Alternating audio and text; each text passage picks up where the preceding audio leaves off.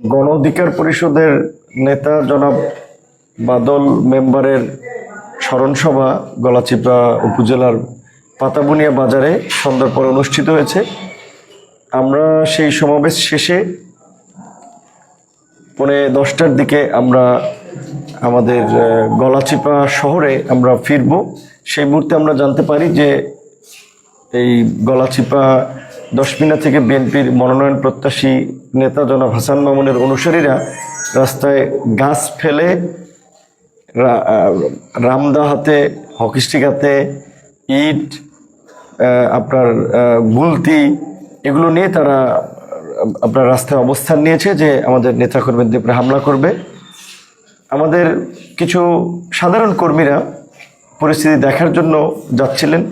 সেই সময় দুটি মোটরসাইকেল তারা আগুন দিয়ে পুড়িয়ে দেয়, আরও 5-7টি মোটরসাইকেল ভাঙচুর করে, বেশ কয়েকজন নেতাকর্মীকে আহত করে।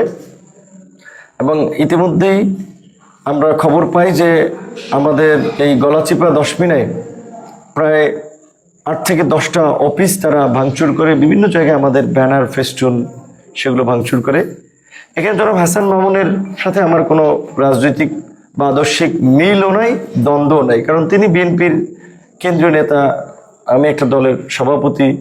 মিলের জায়গায় এটুকু আছে যে আমরা গণ অধিকার পরিষদ বিএনপির সাথে ফ্যাসিবাদ বিরোধী আন্দোলন করেছি, রাজপথে লড়াই সংগ্রাম করেছি, এখনও বিভিন্ন ইস্যুতে, রাষ্ট্র সংস্কার, নির্বাচন, মৌলিক ইস্যুতে আলাপ আলোচনার মধ্যে দিয়ে একসাথে কাজ করার চেষ্টা করি জাতীয় পর্যায় থেকেও। সেখানে আঞ্চলিক পর্যায়ে জনাব হাসান মামুনের সাথে আমার ওই ধরনের কোনো রাজনৈতিক সম্পর্ক নাই। বিএনপির একটা বড় রাজনৈতিক দল, হাসান মামুন রাজনীতি করতে চাইলে, প্রোগ্রাম করতে চাইলে তার নেতাকর্মীদের নিয়ে করবেন। কিন্তু আমি যতদূর জানতে পেরেছি যে আমরা যখনই এলাকায় আসি একটা গণসংযোগ হয়, সাধারণ মানুষ এলাকার সন্তান হিসেবে তাদের যে একটা দেখার আগ্রহ, তারা আগে পত্রপত্রিকা দেখেছে, টেলিভিশনে বক্তব্য শুনেছে, একটা গণজোয়ার তৈরি হয়। এইটা দেখে মূলত তারা আসলে এই ঈর্ষান্বিত হয়ে এই আমাদের নেতাকর্মীদেরকে হুমকি দেওয়া, বিভিন্ন জায়গায় হামলা করা, এই কাজগুলো করছেন। বিশেষ করে আমি যখন এই জুলাইয়ের পরে আমি যখন এই পটুয়াখালীতে আসি প্রথম, সেই সময় এই গলাচিপার আমখোলা থেকে আমাদের লোকেরা যাওয়ার পথে গাড়িতে হামলা করেছিল। এবং গত রোজার ঈদেও দশমিনার আলীপুরাতে আমাদের নেতাকর্মীদের খেলায় তারা সেই স্টেজ বেস্টেজ ভাঙচুর করে, এইবার ঈদের আগে এবং আসার পরেও আমাদের কয়েকজন নেতাকর্মীকে মারধর করে। এবং আজকে দুপুরবেলা আমাদের নেতা কর্মী সহ আমরা যখন এই গণসংযোগে আসতেছিলাম গলাচিপাতে, তারা সেখানে একটি হামলা করতে চেয়েছিল, আমাদের লোকসংখ্যা বেশি থেকে পারে নাই।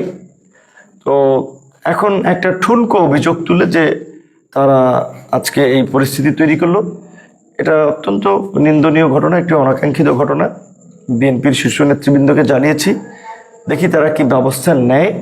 আর এখন তো রাত্র 12:52 বাজে, আমরা 10:45 থেকেই এখানে অবরুদ্ধ আছি। আমাদের এখানেও আমাদের 500-700 নেতাকর্মী সহ এলাকাবাসী 1-1,500 লোক জড়ো হয়ে গেছে। আমরা চাইলে তাদেরকে প্রতিহত করে মোকাবেলা করে সামনে এগিয়ে যেতে পারি, কিন্তু এলাকায় একটা অনাকাঙ্ক্ষিত পরিস্থিতি, উত্তপ্ত পরিস্থিতি তৈরি হোক, সেটা আমরা চাইনি। যেই কারণে আমরা প্রশাসনকে সহযোগিতা করার জন্য আহ্বান জানিয়েছি। ইতিমধ্যেই পুলিশ এসেছে, সেনাবাহিনী এসেছে, তারা দেখছে পরিস্থিতি কিভাবে কি করা যায়, এবং বিএনপির নেতারাও খোঁজখবর রাখছেন। বাকিটা দেখা যাক কি হয়।